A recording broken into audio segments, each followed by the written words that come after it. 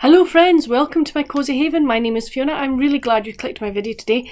I'm going to be telling you about my December pile of possibilities. Yes, I'm not calling it a TBR. I'm calling it a pile of possibilities because there are so many books that I would love to read this December that I don't know that I'm honestly going to get to it. And I've decided, right, okay, we are just going to call it a pile of possibilities and we're going to see how it goes and see what I get through. Some of them I will tell you because we are, this is the 9th of December, it's late, I know. But because we've already, started December, I've read a few. So I thought, but I'm going to include them anyway. Why not? So I tell you what, we'll start with them, will we? We'll start with the ones that I've either read or I'm reading. Right, first one that I've read is The Secret Mistletoe Promise by Cressida McLaughlin. I adored this one. I gave it 5 out of 5. You will, in my wrap-up, you'll be hearing about this one. But this is delightful. This is about Imogen, and she leaves her wedding before she's even walked down the aisle. She gets to the top of the aisle and then she does a runner. And she goes to Mistingham in Norfolk, and that's all I'm telling you. It was a delightful, delightful read, and I'm very glad I read it. And then the two that I'm working on at the moment, Christmas in Harmony Harbour by Debbie Mason. This is the final book in the Harmony Harbour series. I've been buddy reading this with Elizabeth from Lizzie Fay Loves Books, and we've been enjoying the whole series, but this is the final one. It's the Christmas one. We are very happy to be reading that. And then I also am reading Debbie McComer's A Christmas Duet. This is her book from last year. I am thoroughly enjoying this one. It is a delightful read, and yay, I'm just enjoying it very much. Then we have books that are on my Kindle. Now you'll have seen these. I'll tell you that quite a few of these books you'll have seen from my UK authors books and my my American authors books that I wanted to read this Christmas. So you'll have seen a lot of these books that are part of this pile of possibilities. And one of those is Winter Nights at the Bay Bookshop by Jessica Redland. I got this one from Prime Reading in the UK. So if you like Jessica Redland, if you like her books, you can get this one on Prime Reading. I can't remember very much about it, and that's actually okay with me. I do know that it's about a lady who runs a bookshop. She ends up employing an ex-boyfriend, I think, for the festive season, and I suspect it's a second chance romance. So I'm really looking forward to that one. We also have The Christmas Book Flood by Rosanna M. White. This tells the story of an aunt who wants to give her little girl, or her niece that is coming to stay with her, a lovely Christmas. It's set during 1944, during the war, and I think it explains Jokkabokka flood, which is the Icelandic tradition of giving books at Christmas. So yeah, I am really looking forward to this. For me, this is going to be, I don't very much read historicals, but I'm really looking forward to this one. And the other one that I have on Prime Reading is Snowflakes Over Stars Falls by Kate Hewitt. This seems to be kind of, I don't think it's enemies to lovers, but two people having forced proximity, having to work together. So I think these three could be a fun Christmas read, and I'm very much looking forward to reading those three. And I have them all on my Kindle, but I just wanted to let you see the very nice covers on my tablet. So next one I would like to read is The Gingerbread Bakery by Laurie Gilmore. This one is about Annie, the gingerbread bakery owner, and Max Sullivan, the bar owner. They're having to spend time together to help prepare for Jeannie and Logan's wedding. Maybe they find out that instead of arguing that they're better off as boyfriend girlfriend. So I'm looking forward to that one. I'm also Joanne DeMaio, I love her Christmas books, so I'm very much looking forward to reading this one. This is set in Addison. This looks like this is Nora and Eddie's story. I think we're going to get backstory as well from reading the blurb on the back. And yeah. Do you want to know the back? Will I read you the back? Oh, why not? Merry Christmas, Eddie. Should we never meet again, Nora, merry everything. For Nora Chadwick and Eddie Alden, those parting words close out each holiday season. Seasons that run the gamut from comfort and joy to hurt and heartbreak. But their fond farewell prevails through it all. Set against the backdrop of a beautiful New England landmark, Merry Everything is inspired by an iconic Connecticut treasure. Nora and Eddie's endearing love story not only brings the special place back to life, but also brings back the way life could and used to be. So, really looking forward to that one. Then have the third book in the Shelter Springs series by Rianne Thane. This is Snow-Kissed. I love Rianne's writing. I really enjoy Shelter Springs. And this one is going to be, how can I put it? Two people who are doing each other a favour, who are helping each other through this holiday season for various reasons. One is to be a +1 at another's family function, and the other one is to help give his daughter the best Christmas because her mother is away. So I'm really, really looking forward to reading this. It's just going to be very, very cosy and warming. I also have Nancy Nagle's A South Hill Christmas Keepsake. This is to do with lost...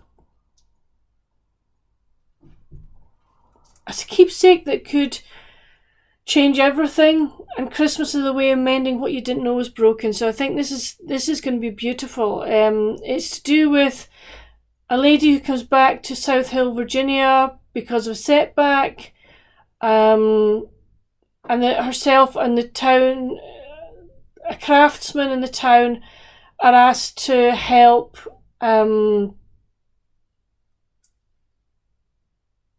look or no. I'm just going to read it. Hannah Lee Parker never planned to spend Christmas back in South Hill, Virginia, but when a career setback sends her home, helping Aunt Winnie with the town's holiday festival is just the distraction she needs. Nate Collier, steady craftsman and nephew of the town's prickly mayor, is happy working behind the scenes until Hannah returns with big city energy and a sparkle he never forgot. Then a long-lost locket is discovered beneath South Hill's legendary dogwood tree, tied to a century-old love story that never found its happy ending. As Hannah and Nate unravel the mystery, past and present intertwine like the garlands strung through town, and an unexpected romance begins to bloom.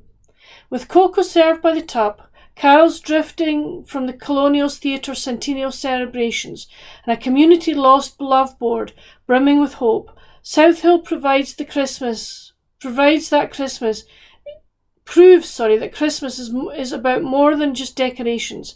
It's about the memories we treasure, the promises we keep, and the love stories waiting to be written. I just think this sounds absolutely delightful. Also on the list is All We Want for Christmas by Philippa Ashley. So at Ravendale Castle, nestled, good grief, I need to put my tongue. Right, let's try again. At Ravendale Castle, nestled in the snowy heart of the Lake District, Lara is busy preparing for the winter spectacular, a glittering light trail that will fill the grounds with the magic of Christmas.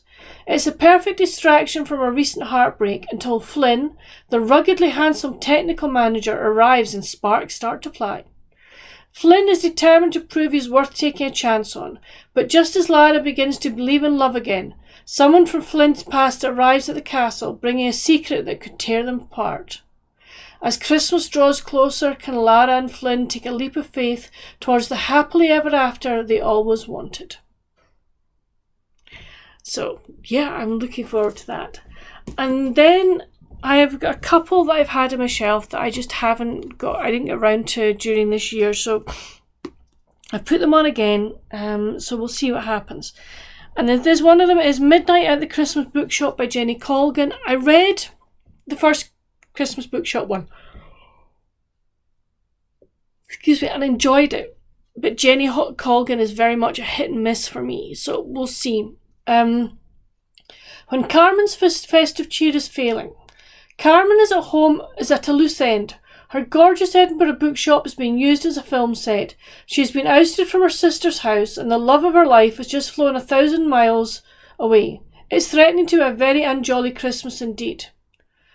But when the elderly owner of the shop comes to Carmen with a Christmas wish that threatens never to come true, Carmen knows she must buckle down to get the funds to save not only his trip but the shop itself. With the clock ticking and the help of her nieces and nephew, and distracting the cute male nanny, Carmen might just still make this Christmas the most wonderful time of the year. So yes, it sounds intriguing, it sounds good. I'm just not 100%, okay?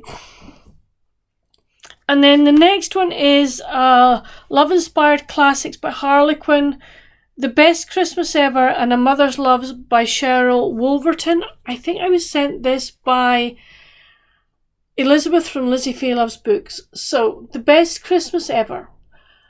A holiday homecoming was Sarah's way of healing the pain. She caused her family... Oh, good grief. That wasn't a full stop, it's a mark on the page. Right, okay, we'll try again. The Best Christmas Ever.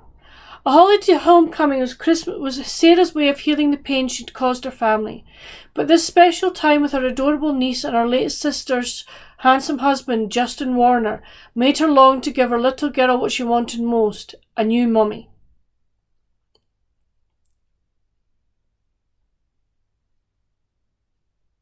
Alright, okay. Alright, I see what you mean. It's okay, I was getting confused. It's okay. Don't worry about it. My brain. Just... Anyway, A Mother's Love. Lost and betrayed, Maggie Gardier believed her and her unborn child were all alone until Reverend Jake Matheson gave her a home, work and another chance. He also wanted to give her and her baby his love. Yet how could she ever allow a man into her heart? So both of these sound absolutely delightful. This was published in November 2006. Let's see if I can find out when the books were published. So The Best Christmas Ever was published in 1998 and A Mother's Love was published in 1999. So both sound really, really lovely, and I hope that I can get to these. So that's it for my pile of possibilities. I am really looking forward to all the ones that I have still to read. I'm enjoying the two that I am reading, but I'm really looking forward to the others as well. Have any of these made it onto your Christmas or your December TBR pile of possibilities? I'd love to know.